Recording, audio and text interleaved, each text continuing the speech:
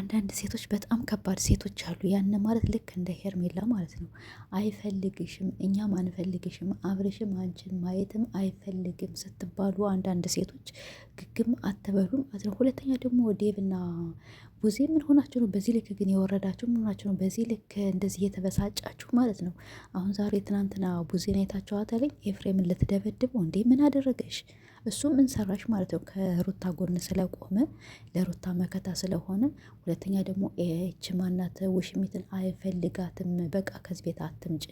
ሄርሜላ ደግሞ አንዳንዴ ዝቃት አድርጊ። ምን አብርሽ ብቻ ነው ወንድ አልሽሳ? አብርሽ ደግሞ አንዴ ከሩታ ትሆናለህ፣ አንዴ ከሷ ትሆናለህ። ትናንትና እንደዚያ እየሳመችህ፣ ሁለተኛ ደግሞ እጇን ጨብጠህ እያሸተትህ ልትሄድ ስትል ለምንድን ነው የጎተትካት ማለት ነው እንዴ? አንተ ደግሞ ቆርጥ አድርገህ ተናገር። አንድ እፈልጋለሁ፣ አንድ አልፈልግም። የሆነ ነገር ስትፈልግ ወደ ሩታ። አሁን አንተ ታመምክ አይደለ? ስለታመም ከሩታ እንድትንከባከብህ ከሩታ ጎን እየሮጥህ መጣህ። አሁን ደግሞ የሆነ ጊዜ ደግሞ ሲሻል ደግሞ ወደ እሷ ልትሄድ ነው። ሰላም ወደ የተከበራችሁ እንዴት ናችሁ? እኔ ደህና ነኝ አልሐምዱሊላህ። ትናንትና እንግዲህ አብርሽ እንዳያችሁት ትንሽ አወዛግቦናል። እኔ ራሴን ህይወቴን መርጫለሁና ወደ ድሮ ባለቤቴ ወደ ልጅ ወደ ሚስቴ ተመልሻለሁ ካለ በኋላ እኛ አብርሽ እንግዲህ ራሱን ጠይቆ ከራሱ ጋር ሆኖ ራሱን አማክሮ ወደ ቤቱና ወደ ልጁ ተመልሷልኝ። እንዲሁም እነ ቡዜ እነዚያን በጣም እየተሳደብን በጣም ብዙ ነገር እያልን በኤፍሬም ትግል ወደ ቤቱ ተመልሷልኝ አልሐምዱሊላህ እያልን ትናንትና ውሽሚት ትመጣለች ሩታ ኤፍሬም ከእህቶቹ ጋር ተደባዶ ወደ ክላስ ይዘው ሄዳ ነበር። ያው ብዙ ልጆች ስላላያችሁ ሊሆን ይችላል ማለት ነው። ከዛ በኋላ ከአንገቱ ስር ገብታ ሳመችው። በጣም ብዙ ነገር አለችው። ምን ሆነ ነው የምትነግረኝ ነገር አለ ወይ? ምን ሆነ የጨነቀ ምን ሆነ ነው ምናምን ብላ ጠየቀችው።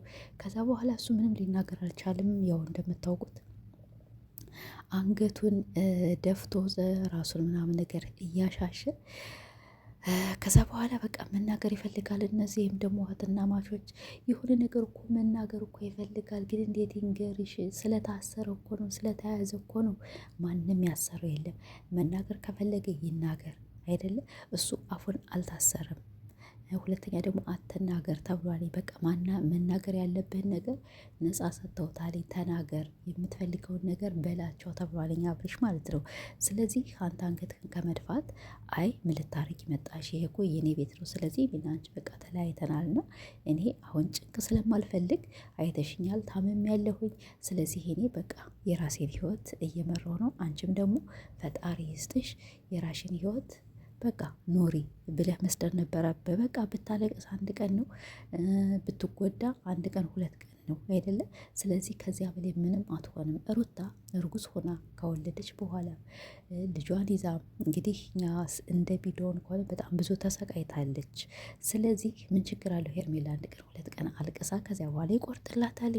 እነ ዴብ ደግሞ እናንተ የምታራግቡ ኤፍሬም ምን አረገ? ኤፍሬም ከሩታ ጎን ስለቆመ ኤፍሬም እና እንደናንተ ስላልሆነ ኤፍሬም እንደናንተ ለገንዘብ የሚታለል ሰው አይደለም። ኤፍሬም የሆነ ሰው ያደንቀኛል ወይም በቃ ሰው ጎበዝ ይለኛል እንደዚህ ይለኛል ብሎ ራሱን ወርዶ የሚሰራ ልጅ አይደለም። የሚፈልገውን ነገር ይናገራል፣ የመሰለውን ይናገራል፣ ያልመሰለውን ደግሞ አይናገርም።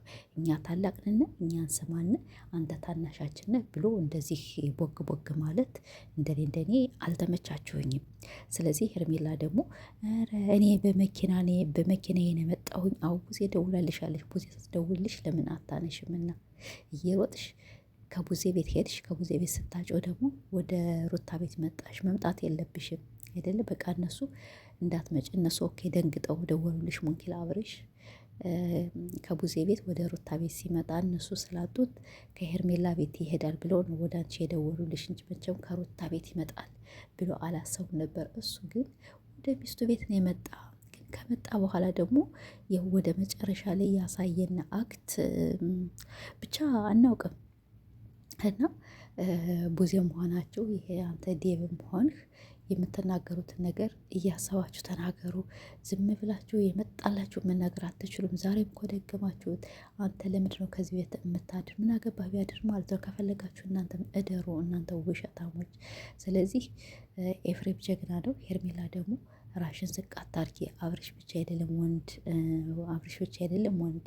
ስለዚህ እናንቺም የራሽን ህይወት ኖሪ፣ እሱም የራሱን ህይወት እየኖረ ነው። እንግዲህ እሱ ከተሻለው በኋላ በቃ ህይወቱን መርጦ ከመረጠሽ መረጠሽ፣ ካልመረጠሽ ደግሞ ያን ሰው መንገዱን ነጻ ስጭው። በቃ ላንቺን ፈጣሪ አለሽ። እሱ ወደ ልጁ ተመልሷል። ሁለተኛ ደግሞ ኤፍሬም አይፈልግሽም። አንቺን ሲያይ አንቺን በጭራሽ ማየት አይፈልግም ሲልሽ ምን እገዛ ነው ምናምን ነገር አያስፈልገኝም። አይ ይህማ እገዛማ ያስፈልግሻል እንጂ ትንሽ የአእምሮ ጉድለት ስላለብሽ ለዚያ እኮ ነው አይፈልግሽም እያለሽ። ኤፍዬ ጀግና ነው። ኤፍዬ ይችላልኝ። እና እንግዲህ ትናንትና ሄርሜላ ወደ ሩታ ቤት ያው መታለች መጨረሻ ላይ። ከዛ በኋላ እንግዲህ በቀደም የተቋረጠ ነበረ። ከዛም እንግዲህ መታ ስመዋለች። አብርሽም እንግዲህ ሲሳም ከውስጡ ገብታ በጣም ብዙ ነገር ስትለው እሱም ዝም ብሎ እየተሳመ ነበር። ከዚያ መጨረሻ ላይ እንግዲህ እጇንም እንደ መሳም አድርጓታል። ከዚያ ልተድ ስትል ደግሞ እጇንም አለቀቃትም። እዩት እስቲ በቃችን እኮ አለቀቀኝም፣ በቃ የሚነግረኝ ነገር አለ ምናምን ነገር። ምንም የሚነግርሽ ነገር የለም፣ አውቆ እያስመሰለ ነው። አንቺ ብቻ አላውቅም እንዴት እንደሚያስመስል። እና ትናንትና ደግሞ ጥሩ ቪዲዮ ተለቆልናል በሩታ ቤት፣ በጣም ያምራልኝ። እንግዲህ እኛ ብቻ አንድ ቀን ቢሆን ማስለቀስ እንችላለን። ለዛ ቤተሰቦች ግን ቡዜና ዴብ ወደ ራሳችሁ ተመለሱ። እነዚህ ልጆች ነጻ ተዋቸው።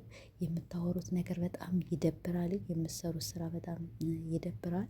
ህዝቡን ይቅርታ ጠይቃችሁ በአዲስ ስራና በአዲስ መልኩ ትመጣላችሁ ብለን ተስፋ እናደርጋለን። ሩታዬ ደግሞ ያው ደስታሽ ቅድም እንዳልኩሽ ደስታችን ነው። እንግዲህ አብርሽ ወደ ሄርሜላ ከሄደ ኦኬ፣ እኛ ምንም አያገባንም። ግን የሆነ ነገር ስትፈልግ ወደ ሩታ አትምጣ።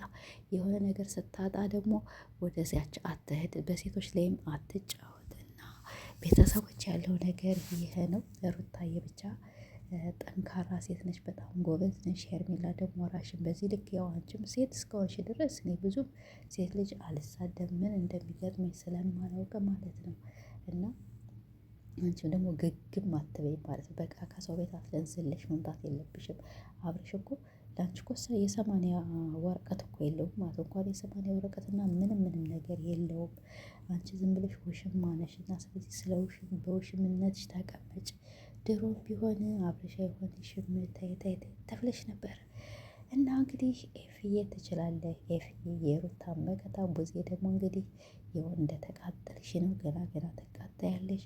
እና ቤተሰቦች በሌላ ቪዲዮ እስከምንገናኝ ደህና ቆዩልኝ። ይህም ቪዲዮ ሰብስክራይብ እና ላይክ እያደረጋችሁ ከኛ ጋር ተቀላቀሉ።